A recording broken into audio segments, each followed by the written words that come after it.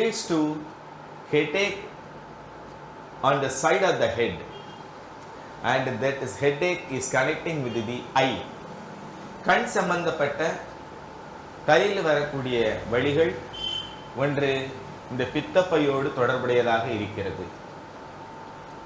அவர்களுக்கு பின்னந்தலையிலும் பிடரியிலும் வலி வர ஆரம்பிக்கிறது.